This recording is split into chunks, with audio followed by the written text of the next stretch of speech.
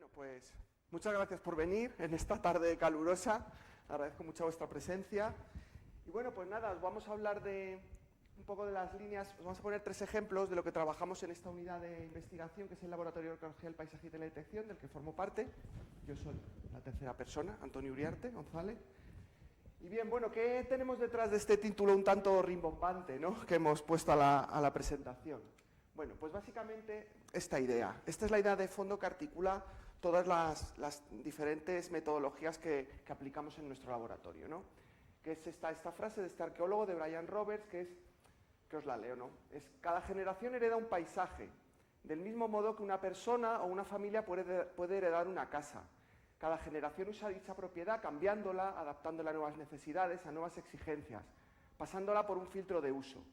De este modo, el paisaje heredado, la casa heredada, contendrá una mezcla de rasgos, algunos de ellos antiguos, otros nuevos, y además algunos otros completamente nuevos que modifican o destruyen los heredados.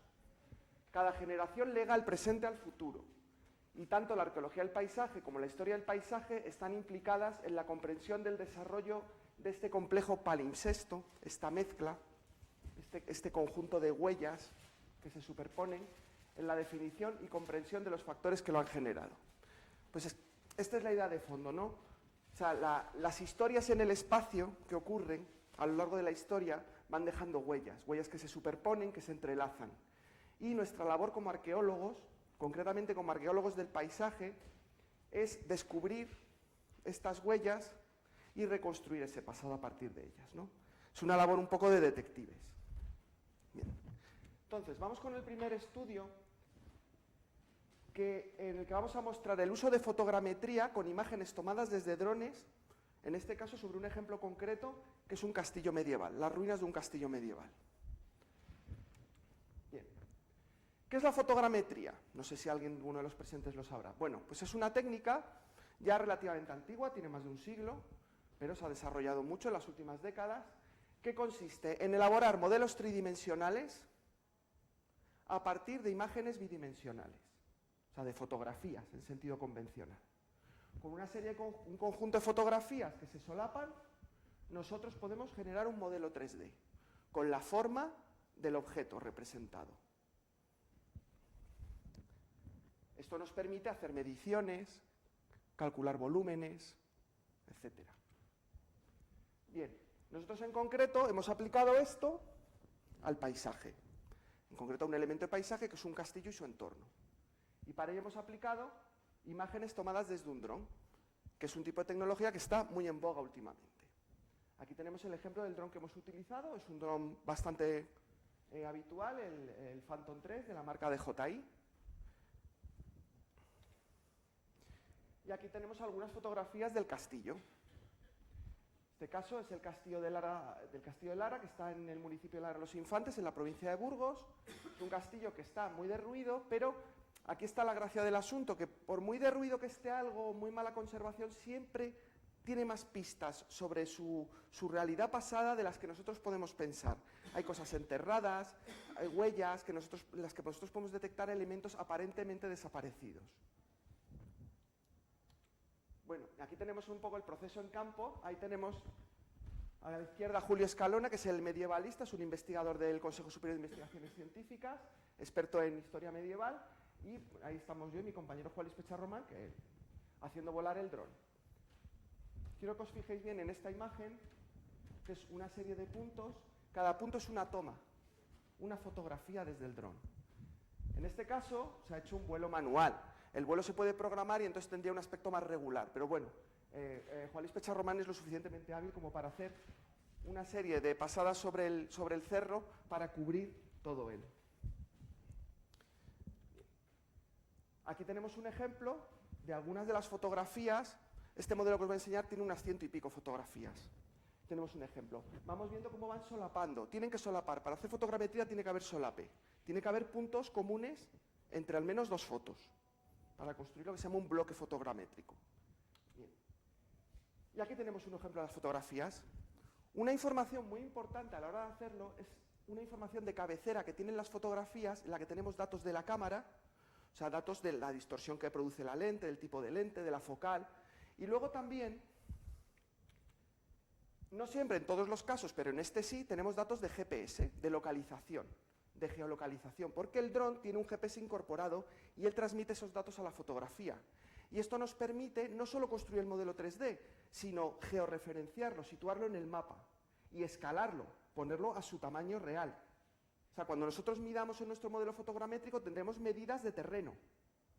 Cuando midamos la torre o midamos una zanja, tendremos las medidas que eso tiene en el terreno, gracias al GPS.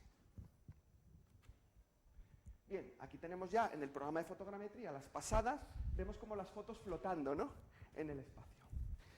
Y lo primero que se hace con estas fotos es construir lo que se llama la nube dispersa, de puntos emparejados, type points en inglés. ¿Qué son estos puntos emparejados? Son puntos comunes entre al menos dos fotos. Son como chinchetas que nos permiten unir fotos.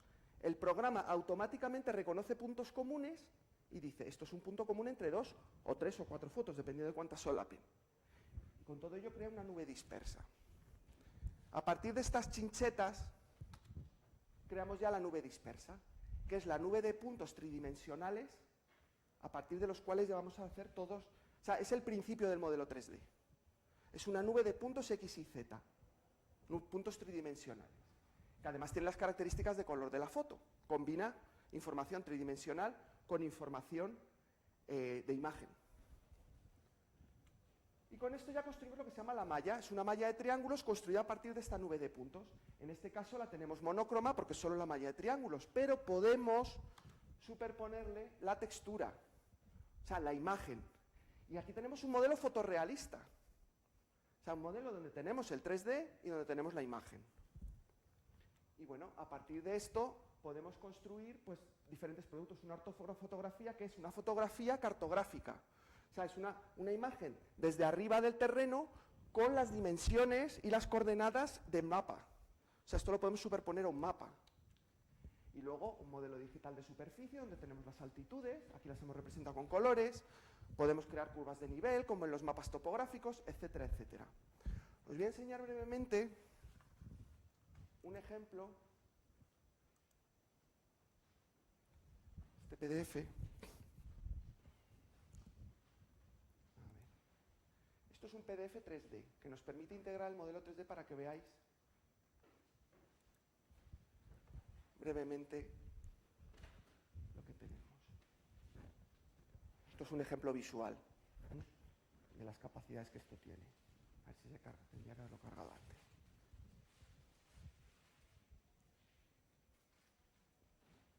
Mira, aquí tenemos. ¿Veis? Aquí tenemos una vista cenital desde arriba del modelo y luego podemos girarlo, moverlo, podemos acercarnos. Y esto es un PDF, esto no hace falta que tengamos ningún otro software instalado. Esto es un producto muy de difusión, muy básico, pero muy visual, ¿no? Aquí podemos girarlo, tener diferentes vistas. Vemos aquí la torre. Bueno, pues vamos a seguir con el segundo ejemplo. Vamos a ver, era esto, ¿no? Sí.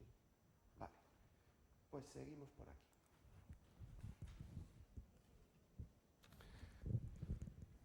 Fantasmas en la roca. Estamos hablando de cosas que aparecen y desaparecen, ¿no? Bien, aquí vamos a hablar de otro tema, de la imagen multiespectral aplicada al arte rupestre. En caso concreto, en la cual el Tío Garroso, que es un abrigo con arte rupestre que hay en la provincia de Teruel. Bien, y diréis, ¿qué tiene que ver el arte rupestre con el paisaje? O sea, aquí partimos de la misma filosofía, lo que pasa es que a otra escala. Un panel de arte rupestre es un micropaisaje. Tiene roca, tiene pintura, tiene vegetación invasiva, grietas, calcificaciones. O sea, y podemos aplicar la misma filosofía, solo que a otra escala. En este caso, bueno, aquí tenemos el arte levantino, como supongo que la mayoría de vosotros sabrá, pues una manifestación de arte rupestre que está en la fachada mediterránea española, fue declarado Patrimonio de la Humanidad en 1998. Aquí tenemos algunos ejemplos de su localización, es un arte al aire libre, en abrigos, en afloramientos rocosos, en zonas de montaña, de media montaña, del Levante español, la fachada mediterránea. Y aquí tenemos algunos ejemplos, mayoría es fauna animal, o sea, fauna, obviamente animal, figuras humanas, en algunos casos tan popular que se ha convertido en el logo de algunas editoriales, ¿no? El famoso arquero de 6 barral. Bien. Bien. Una cosa que afecta mucho al arte rupestre, sobre todo al aire libre, al arte rupestre en general, son los problemas de conservación. No sé si veis bien aquí, tenemos el arquero de... Esto es una imagen de 1973, de un corpus que se hizo, que luego hablaremos. Y aquí tenemos una foto que hizo José Latoba, un famoso fotógrafo de arqueología, en 1998. Vemos que la imagen ya no se ve. Es posible, no sé dónde se... ¿Se podría apagar alguna luz de aquí? Gracias, sí. Ahí.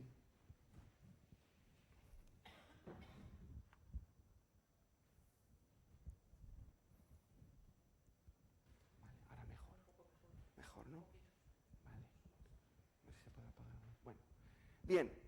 Entonces, este mismo fotógrafo probó, todavía estamos con foto analógica, o sea, foto en carrete, probó con un carrete con fotografía infrarroja, carrete infrarrojo. En este caso una película, Raten 87, y apareció eso. Ahí tenemos un fantasma. ¿Qué pasa? ¿Desapareció? Pues en parte sí, en parte no. Desapareció para el ojo humano, que ve en el visible, pero para el infrarrojo cercano todavía se ve. O sea, aquí suceden cosas, entonces, de ahí, esto es un primer estudio, una primera aplicación de lo que es la aplicación de la imagen multiespectral para el estudio del arte rupestre, como vamos a ver. Bien. Otra cosa que le sucede mucho al arte rupestre son los desconchados, calcificaciones, toda una serie de daños que hacen que vaya deteriorándose. Entonces, de ahí la importancia de documentarlo y estudiarlo de la mejor forma posible. Bien, aquí tenemos el ejemplo, la cueva del Tío Garroso en el municipio de Alacón, en Teruel. Está aquí en esta visera y aquí tenemos la cueva. Es una cueva nada, de unos cuantos metros de profundidad. Aquí tenemos la planta y aquí tenemos una sección. Tiene un muro que es de un redil de ganado, ¿no? Pues muchos de estos abrigos se han usado para eso luego. Bien. Así es como se documentaba tradicionalmente el arte rupestre, poniendo un plástico o un papel cebolla y pintando encima, ¿no? Así una forma, eso ha permitido documentar mucho arte rupestre a lo largo de la historia. Luego también, después ya se ha hecho con fotografía y sobre la fotografía se hacía el calco. Pero siempre de forma manual, ¿no? Pero con el tiempo se han ido, aquí tenemos un ejemplo de calco de la cueva del Tío Garroso. Bien. Últimamente hay equipos que se están aplicando lo que es la imagen digital y además imagen multiespectral. Ahora veremos qué es eso. Este es uno de nuestros casos. Aquí tenemos la unidad Arqueospec que se creó con investigadores, con personal del CSIC y de la Unidad Politécnica de Madrid.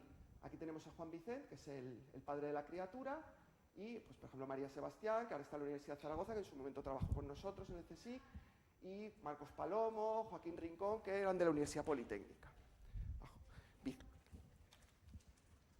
Bueno, una cosa que se hizo fue fotogrametría, pero esto solo por mostrarlo. Vamos a hablar de la imagen multiespectral. O sea, se hizo un modelo 3D de toda la pared. Pero lo que voy a incidir hoy es en el espectro o sea, en la imagen multiespectral. ¿En qué se basa esto? En el espectro electromagnético. ¿Qué es el espectro electromagnético? Es la familia de tipos de luz que existen. Dicho de una forma más técnica, de energía electromagnética. La podemos llamar comúnmente luz. Nosotros, la luz por antonomasia es la luz visible, que es esta franja del espectro electromagnético, que va del azul al rojo, que es lo que nuestro ojo ve y lo que las cámaras convencionales registran. Pero hay otras partes del espectro que también nos aportan información y que podemos registrar. En este caso, nosotros también nos detuvimos en el infrarrojo próximo y medio. Luego ya viene el térmico, que este tiene otras aplicaciones. En este caso, el próximo y el medio. Están justo después del rojo.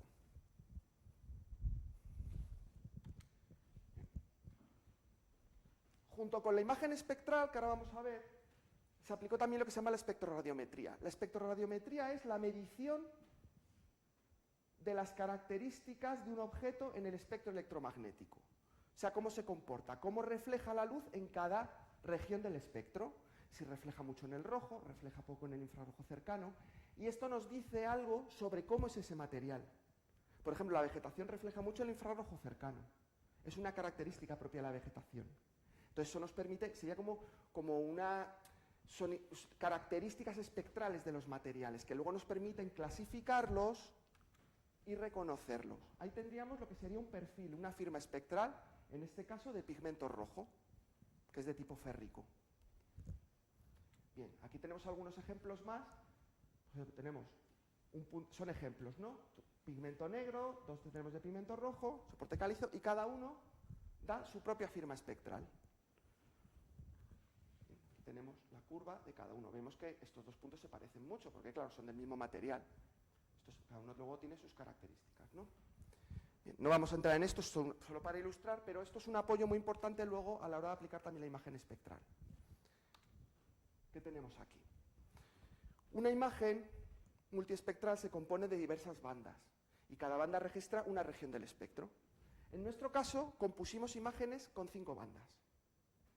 En nuestro caso, tenemos las 3 del visible, que son convencionalmente el azul, el verde y el rojo, que son los canales que usan los televisores convencionales, y luego una de infrarrojo cercano y una de infrarrojo medio. Aquí tenemos las cámaras en acción. Teníamos dos tipos de cámaras, una que registraba visible infrarrojo cercano y otra que registraba el infrarrojo medio, ¿no? Y aquí vamos a tener un ejemplo. Este personaje con una lanza, aparentemente. Ahí tenemos, esto es una fotografía de 1970 y pico, cuando se hizo un inventario fotográfico. Aquí tenemos una imagen compuesta por nosotros, bueno, que es esta. Y, por ejemplo, sobre la imagen nosotros no solo tienen valor visual, sino que tienen valor analítico. Podemos elaborar productos derivados. Entonces, por ejemplo, a partir de las bandas de diferentes, del azul, el verde, el rojo y el infrarrojo cercano, si superan un determinado umbral de reflectividad, o sea, si son muy claras, decidimos que eso es desconchado. Entonces hacemos una cartografía, todo lo amarillo, todo lo que ha sido coloreado de amarillo artificialmente, son desconchados. O sea, no hemos ido a poner un papel y hacer un calco de los desconchados, lo hemos hecho con unas cámaras que no tocan en la pared, registran una imagen, hacemos unas operaciones matemáticas con la imagen y identificamos, en este caso, desconchados. Tenemos una cartografía de un daño que podemos controlar y podemos seguir. Otro ejemplo de aplicación, por ejemplo, hacer índices. En este caso tenemos un índice de pigmentos férricos. Es un índice muy sencillo, porque se hace dividiendo los valores de la banda del rojo entre el azul. O sea, cuanto más rojo es algo, más férrico es, cuanto más azul es, menos. El cociente de estos valores nos va a dar un índice que aquí hemos reclasificado en 3 grupos. Un grupo de valores altos, que sería el pigmento férrico.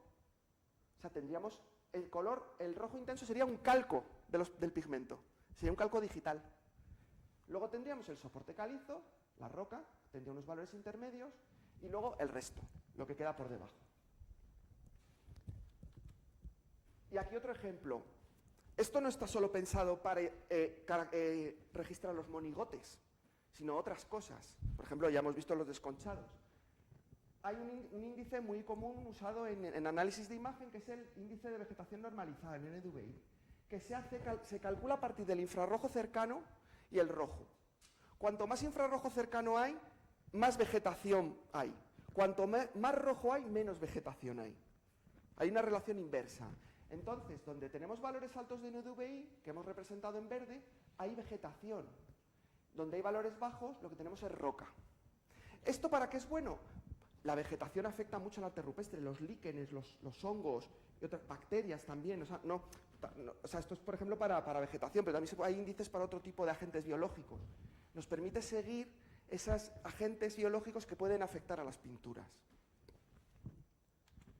Bien, aquí tenemos una clasificación. A partir de los valores de las bandas, mediante procedimientos matemáticos de clasificación, pues hemos hecho el pigmento, que sería el calco, el soporte calizo, los desconchados y luego una serie de puntos que no hemos podido clasificar, ¿no? Eso pasa muchas veces. Pero bueno, ya tenemos una cartografía de las cubiertas básicas de este micropaisaje que es el panel.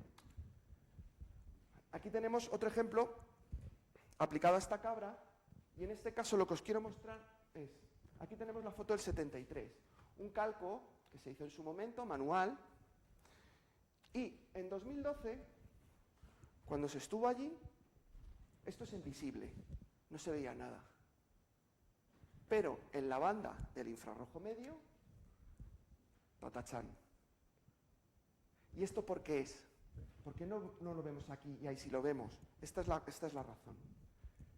Sobre las paredes calizas se suele formar una costra calcítica, que es esta de aquí, y cubre el pigmento, que está a su vez sobre la pared. Bien. El infrarrojo cercano rebota, no atraviesa, y el visible. En cambio, el infrarrojo medio sí atraviesa y nos permite verlo. ¿Vale? Aquí tenemos algún otro ejemplo. Por ejemplo, de una figura desaparecida que ni siquiera estaba en el calco que se hizo en su momento. Era desconocida. O sea, aquí se descubrió una figura nueva. Bien, y por último, muy brevemente, vamos a ver una última aplicación, que son las infraestructuras de datos espaciales. En este caso vamos a presentar IDEARC, que es una infraestructura de datos espaciales que hemos creado desde nuestro equipo, que es una infraestructura de datos espaciales arqueológicos. Bien. Bueno, vivimos en el mundo de Google Maps, llamémoslo. Todos ya estamos acostumbrados a llevar el móvil y ver dónde está un restaurante, dónde está la estación de tren, dónde he quedado con mi amigo, etcétera, etcétera. O sea, es algo ya muy familiar. Bien, entonces nosotros esta filosofía, solo que desde el mundo de la investigación de una forma un poco más espartana, pues decidimos aplicarla a conjuntos de datos arqueológicos que nos parecían interesantes divulgar para otros investigadores, que estaban dispersos, generalmente en soporte analógico, en libros, cuadernos, informes, y nos pareció interesante. Bien, entonces, básicamente una infraestructura de datos espaciales es una base de datos espacializada, o sea que podemos cartografiar, que distribuimos en la red, que hacemos accesible en la red y que pueden compartir otros usuarios en sus dispositivos. Bien, entonces lo que tenemos básicamente es una base de datos o varias a las que se tiene acceso interno, los usuarios y los productores y administradores, pero lo que nos interesa sobre todo es el acceso que tienen el público general. En este caso son datos pensados para los investigadores. Bien, pues tenemos una serie de servicios que se pueden consumir desde diferentes dispositivos, diferentes software, y lo que vamos a mostrar sobre todo un visualizador que se creó a propósito ad hoc para esto. Bien, este visualizador, todo este sistema, contamos con la impagable colaboración de la unidad SIG, de allí del Centro de Ciencias Humanas y Sociales, de donde venimos, que fueron los que pusieron todo el trabajo técnico en esta tarea. Y entonces lo que hicimos fue registrar 3 corpora de datos. De momento, esperamos poder incorporar más. Uno es el corpus de pintura rupestre levantina, del que hemos visto algunas fotos antes, esas fotos del 70 y pico que os había puesto. Bien. Esto viene de un archivo anterior, que en formato en papel, que se hizo en los años 70, bajo la dirección de Almagro Bax, que era director del Museo Arqueológico y del Instituto de Prehistoria, que encargó a Fernando Gil Carles, que era un fotógrafo muy relevante de la época, ejecutarlo. Se ejecutó durante los años 70, como vemos, y fue un registro fotográfico del arte rupestre levantino que se conocía en aquella época, y además acompañado de unas descripciones bastante minuciosas, muy elaboradas, ¿no? Bien, lo que se hizo, bueno, aquí tenemos la distribución de los abrigos que se registraron, lo que se conocía en aquel momento, y, pues bueno, 95 estaciones y más de 6.500 fotos. Es un conjunto importante, ¿no? Bien, pues esto en su momento, bajo la dirección de Juan Vicent, se digitalizó. Y se creó un portal web que es accesible en esa URL, donde tenemos, podríamos decir, un análogo digital, una réplica digital del archivo. O sea, todo lo que estaba en papel, en cartulina, en fotos, en diapositivas, se digitalizó y se llevó. Esto se hizo en los años 90. Bien, aquí tenemos fotos de paisaje, aquí tenemos fotos de pintura con descripciones, etcétera, etcétera. Bien, pues en su momento se decidió también hacer esto accesible a través de IDEARC. O sea, IDEARC es accesible a través del portal que se creó para el CPRL y también de IDEARC. Bien. El segundo conjunto de datos es carbono 14. Durante 30 años este investigador, amigo nuestro, Antonio Gilman, de la Universidad Estatal de California, un importante investigador de la prehistoria reciente ibérica, pues se dedicó a recopilar información de dataciones de carbono 14 de toda la península ibérica, de la prehistoria de la península ibérica. Y él hubo un momento en que tenía un documento de WordPerfect enorme y decía, ¿qué hago con esto? Porque le interesaba usar esas dataciones para estudios de conjunto. Bien, pues entonces se nos ocurrió que podíamos meter esto en IDEARC, ¿no? Entonces él se dedicó a hacer un vaciado bibliográfico importante, esta es la biblioteca del MAN, por ejemplo. Luego también incorporamos los archivos del laboratorio del Rocasolano, del CSIC. Este es el estado actual y sigue creciendo. Y en breve vamos a incorporar, por la amabilidad del profesor Rafael Micó, de la Universidad Autónoma de Barcelona, las dataciones de Baleares, que ellos en su momento también elaboraron y recopilaron. Bien. Y por último, tenemos el archivo de valores isotópicos de la península ibérica, de un proyecto dirigido por Pedro Díaz del Río, también investigador del CSIC, que está ahí en los cajones de tierra, de fuera. Y bueno, él precisamente quiere hacer con esto algo parecido a lo que ha hecho Gilman con el carbono 14. Hacer un corpus de información de datos isotópicos, que es una técnica que se está aplicando mucho ahora en arqueología, de la que podemos obtener información a través del análisis de los huesos de los individuos, datos de dieta, o sea, de qué comían a partir del carbono y el nitrógeno, y datos de movilidad a partir del oxígeno, estroncio y azufre, o sea, cómo se movía esa gente, si eran locales o eran foráneos. A través de esta información podemos saber cosas sobre estos temas. Bien, y ahora, no sé si funcionará Internet, y os enseño IDEARC, y no sé si... Bueno, pues enseño unos pantallazos y ya está. Si tenéis alguna pregunta en estos minutitos que nos quedan. Vamos a ver. Vale, esto es un poco el visor, cómo quedaría, ¿no? Esto podéis visitarlo, ¿eh? Ponéis IDEarqueología o IDEARC y os sale la... ¿Veis? Aquí tenemos los tres conjuntos, en este caso estamos visualizando los yacimientos relacionados con carbono 14, veis que cubre toda la península. Podemos hacer filtrados por una serie de criterios. En este caso hemos filtrado los sitios del Calcolítico y la Edad del Bronce de carácter funerario. Nos ha seleccionado solo estos. Y luego tenemos aquí la información del yacimiento. Vamos a un yacimiento concreto, en este caso el Acequión, en Albacete. Pues tenemos una breve descripción del yacimiento y aquí tenemos, por ejemplo, un abrigo de arte rupestre, la Peña del Escrito. Tenemos aquí el listado de todas las figuras y pinchando en cada figura podemos ver cada una de las fotos. Estas son las fotos del CPRL, lo que pasa es que en este caso las estamos consumiendo desde IDEARC. Y por último también, bueno, aquí tenemos las fechas de carbono 14, todo el listado con sus valores, el material, y podemos pinchar en info y ver datos también de la estratigrafía, del material, etcétera, sobre el que se ha tomado. Y la referencia bibliográfica de la que se ha sacado, eso es muy importante, citando cuál es la fuente. Y por último, los análisis de isótopos, que aquí lo que se saca es una tabla de las unidades estratigráficas, el contexto arqueológico, el individuo, de qué huesos ha sacado o de qué diente, y los valores de cada una de los valores isotópicos que se han analizado en ese hueso. Y bien, bueno, pues esto es todo. Si tenéis alguna pregunta, alguna curiosidad. Nada, os he convencido.